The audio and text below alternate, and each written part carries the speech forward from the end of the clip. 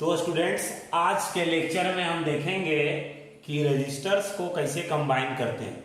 जब रजिस्टर्स को रेजिस्टेंसेस को कंबाइन करते हैं तो नेटवर्क कहलाएगा। नेटवर्क में रजिस्टर्स को हम कितने तरीके से कनेक्ट कर सकते हैं, कंबाइन कर सकते हैं, वो देखेंगे।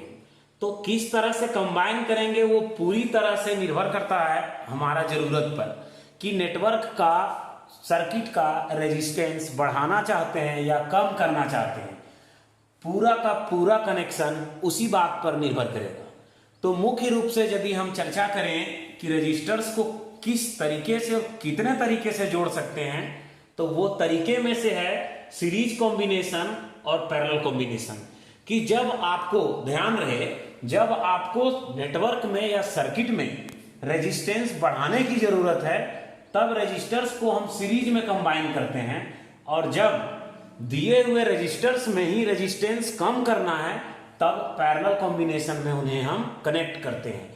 इनके अलावे भी मिक्स्ड ग्रुपिंग हो सकता है, थोड़ा बहुत सीरीज कॉम्बिनेशन, कुछ को पैरेलल में कनेक्ट किया जाता है, या कॉम्प्लेक्स ग्रुपिंग भी होता है।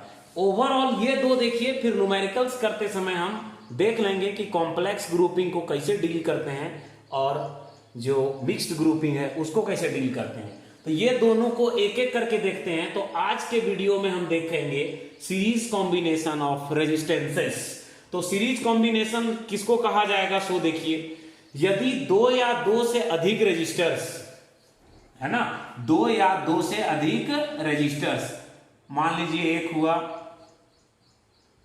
दो हुआ और ये तीसरा रजिस्टर, कितना भी हो सकता है, दो या दो से अधिक रजिस्टर को यदि इस तरह से कनेक्ट करें कि एक का इंड कंप्लीट हो तो दूसरा कनेक्ट हो, फिर इसका इंड कंप्लीट हो तीसरा कनेक्ट हो, इसी तरह से ये तीनों का लाए सीरीज कॉम्बिनेशन। और सीरीज कॉम्बिनेशन का खासियत क्या है कि तीनों को जब हम सर्किट में जोड़ेंगे, तीनों को लीजिए एक सर्किट से हम जोड़ दिए, ये हो गया सोर्स, सोर्स में हम कनेक्ट कर दिए तो देख पा रहे हैं आप, प्लस हुआ, ये माइनस हुआ, इसको बैटरी कहिए। तो इसका रेजिस्टेंस आप R1 कहें, इसका रेजिस्टेंस R2, इसका रेजिस्टेंस R3। तीनों का रेजिस्टेंस अलग अलग हो सकता है या सेम भी हो सकता है, वो बड़ा बात नहीं है। कैसे कनेक्ट करते हैं, अब इक्विवेलेंट रेजिस्टेंस किसे कहते हैं सो एक बार सुन लीजिए। इधर देखिए, इक्विवेलेंट रेजिस्टेंस किसे कहते हैं, इक्विवेलेंट रेजिस्टेंस। किसी सर्किट में जब दो या दो से अधिक रेजिस्टेंस हो और वो सब रेजिस्टेंस मिलकर कितना रेजिस्टेंस ऑफर करेंगे, उस टोटल रेजिस्टेंस को हम कहेंगे इक्विवेलेंट रेजिस्टेंस। अर्थात दो या दो से अधिक रेजिस्टेंस सिंगल रेजिस्टेंस के जैसा काम करे तो उसे हम कहेंगे इक्विवेलेंट रेजिस्टेंस, समतुल्य प्रतिरोध। तो एक हम यहां इलेक्ट्रिकल सर्किट कंसीडर कर रहे हैं, यहां तीन रजिस्टर्स है, R1, R2, R3, ये तीनों सीरीज में जोड़े गए हैं। सीरीज में कैसे, एक का इंड कंप्लीट हुआ, दूसरा का इंड कंप्लीट हुआ, तीसरा कनेक्ट किए। अब देखिए, जब कनेक्ट किए तो ये सर्किट यहां से करंट फ्लो होगा यहां पर, तो करंट का दिशा इस तरह से देख लीजिए आप, यहां से भी करंट आई, यहां से भी करंट आई, करंट जा रहा है आई। तो सीरीज सर्किट का पहला पहचान है कि इंड टू इंड कनेक्ट होना चाहिए। दूसरा पहचान है तीनों में करंट सेम फ्लो होना चाहिए, सेम चार्ज फ्लो होगा, क्योंकि रास्ता एक ही है, करंट तीनों को बराबर मिलेगा। अब करंट बराबर मिलेगा लेकिन तीनों अलग अलग वोल्टेजेस यूज करेंगे। मान लो ये वोल्टेज जो यूज कर रहा है, यहां का पोटेंशियल ड्रॉप V1, इसका पोटेंशियल ड्रॉप आप V2 समझ लें, इसका पोटेंशियल ड्रॉप आप V3 समझ लें। ठीक, तो सीरीज कॉम्बिनेशन में तीन चीज याद रखिएगा। पहला, end to end connection of resistors. दूसरा, सेम करंट अवेलेबल होगा तीनों सभी के लिए। तीसरा, सभी में पोटेंशियल डिफरेंस जो होगा वो अलग अलग होगा। ये कनेक्शन हो गया आपका। अब हम देखेंगे कैसे, अब यदि कंसीडर करना, इधर आइए, लिखते समय बारी आएगा लिखने का तो लिखेंगे कि R1, R2, R3 क्या है, three resistances connected in series. I क्या हो गया, I हो गया करंट थ्रू द सर्किट, और हर रजिस्टर को इतना ही करंट मिलेगा। V क्या हो गया, potential difference applied across the combination, पूरा इस सीरीज कॉम्बिनेशन में इतना वोल्टेज जो है सो अप्लाई किया गया है। अब देखिए, अब ओम का नियम से लगाएंगे। देखिए V1 हो गया पहला का वोल्टेज, V2 हो गया दूसरा का वोल्टेज, V3 हो गया तीसरा रजिस्टर का वोल्टेज, वो कितना पोटेंशियल डिफरेंस जो है वो उसको चाहिए। सो ओम का नियम लगाएंगे जब हम ओम्स लॉ, जब ओम का नियम लगाएंगे तो पहला रेजिस्टेंस के पास कितना पोटेंशियल डिफरेंस होगा, V बराबर क्या IR, तो चूंकि V बराबर यहां भी IR, तीसरा के पास का वोल्टेज V बराबर IR, तीनों रजिस्टर के वोल्टेजेस देख लीजिए आप, तो करंट तो तीनों को सेम मिलेगा। और पहला का रेजिस्टेंस R1, दूसरा का रेजिस्टेंस R2, तीसरा का रेजिस्टेंस कितना R3। तब ओम के नियम से हम तीनों का वोल्टेजेस निकाल लिए, potential difference V1, V2, V3। जैसा कि आप देख पा रहे हैं सर्किट में क्या यही जो V है वही ना तीनों को दे रहा है वोल्टेज, तो मतलब यही तीन पार्ट में यूज हो रहा है, V1, V2 और V3। टोटल वोल्टेज कितना हो गया सर्किट का V, और तीनों टोटल वोल्टेज कैसे निकलेगा, तीनों को जोड़कर निकालेंगे, तो ये हो गया V1 plus V2 plus V3। अब देखिए V1 बराबर हम क्या निकाले हैं IR1, और V2 बराबर क्या निकला IR2, और V3 बराबर क्या निकला IR3। ये V हो गया टोटल वोल्टेज, तो वोल्टेज बराबर होता है करंट गुना रेजिस्टेंस, ये हो गया टोटल करंट और ये हो गया total resistance. R base S जो सबस्क्रिप्ट में आया है उसका मतलब हुआ क्या, सीरीज कॉम्बिनेशन के लिए। इसी को यहां कहेंगे इक्विवेलेंट रेजिस्टेंस, इसको कहेंगे इक्विवेलेंट रेजिस्टेंस, मतलब तीनों रेजिस्टेंस के बदले अकेला ही रेजिस्टेंस। आई तीनों जगह से आप कॉमन लेके जब एलिमिनेट करेंगे तो यहां बचेगा R base S equal to R1 plus R2 plus R3। तो ये R बेस S जो है वो क्या है, R बेस S जो है इसी को कहा जाएगा, वेयर R बेस S को कहा जाएगा equivalent resistance of the series grouping या सीरीज कॉम्बिनेशन।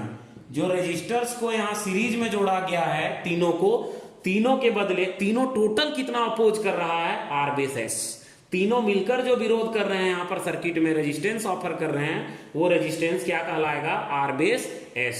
तो यदि n रजिस्टर्स रहते, n संख्या में, बहुत ज्यादा संख्या में रजिस्टर्स, तो उस सर्किट का क्या होता, मान लो कि n नंबर ऑफ रजिस्टर्स जोड़ा रहता, n number of resistances in series. मान लीजिए कि n नंबर ऑफ रेजिस्टेंसेस जो है सो सीरीज में है, तो इस केस में उस सर्किट का इक्विवेलेंट रेजिस्टेंस कितना हो जाएगा, इक्विवेलेंट रेजिस्टेंस हो जाएगा R base S, equivalent resistance for the series combination of the network या रेजिस्टेंसेस इक्वल टू हो जाएगा R1, R2, R3 से कहां तक सम करेंगे, ये R बेस N तक, जितने रेजिस्टर्स होंगे वहां तक का सम लेंगे, हम सभी रेजिस्टेंस को जोड़ देंगे। तो यही हमको कैलकुलेट करना था कि जब रेजिस्टर्स को सीरीज में कनेक्ट करेंगे तब उसका इक्विवेलेंट रेजिस्टेंस कितना होगा, सर्किट का टोटल रेजिस्टेंस कितना होगा, तो टोटल रेजिस्टेंस कितना होगा R बेस S। यहां कुछ नोट करने लायक बातें जो है सो देखिए, नोट करने लायक बात क्या है, सबसे पहला बात कि जब रेजिस्टेंस को हम सीरीज में कनेक्ट करेंगे तो सबसे पहला बात क्या होगा कि करंट जो होगा सभी को सेम मिलेगा। दूसरा बात, V जो होगा सभी के लिए डिफरेंट होगा, V जो होगा सभी के लिए डिफरेंट होगा। तीसरा बात क्या है कि जो किसको कितना वोल्टेज यूज करेगा, कौन रेजिस्टेंस कितना वोल्टेज यूज करेगा, वो पूरी तरह से किस पे निर्भर करेगा, पूरी की पूरी तरह से निर्भर करेगा रेजिस्टेंस पे। V directly proportional to R, जिस रजिस्टर का रेजिस्टेंस ज्यादा होगा वो ज्यादा पोटेंशियल डिफरेंस यूज करेगा, उसे ज्यादा वोल्टेज चाहिए। वैसे इलेक्ट्रिक सर्किट के वैसे कंपोनेंट्स, विद्युत के वैसे उपकरण जिनके प्रतिरोध ज्यादा होते हैं उन्हें ज्यादा वोल्टेज की आवश्यकता होती है। क्योंकि यहाँ करंट कांस्टेंट है, सभी रजिस्टर्स को करंट जो होगा सो बराबर मिलेगा। चौथा बात जो इंपॉर्टेंट बात है सो क्या है, सो देखिए, अब जो इक्विवेलेंट रेजिस्टेंस निकल रहा है R बेस S, वो क्या होगा, सबसे बड़ा होगा। किससे सबसे बड़ा होगा?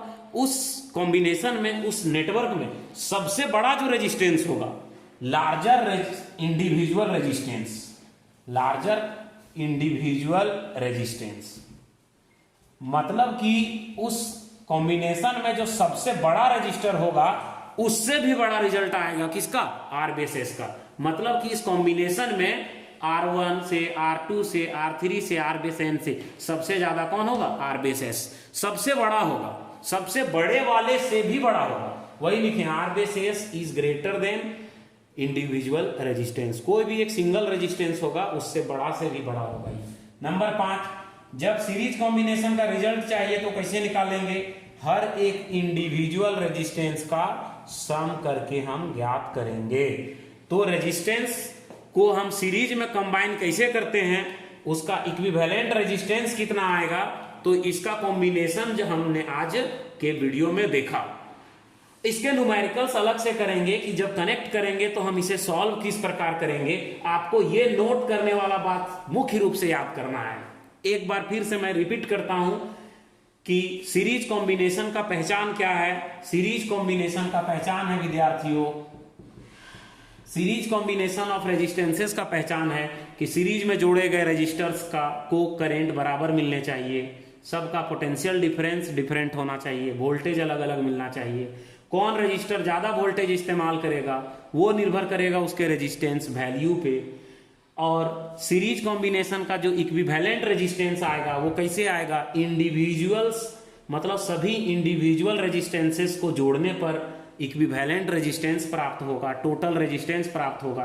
और टोटल रेजिस्टेंस जो होगा सबसे बड़े वाले रेजिस्टेंस से भी बड़ा होगा।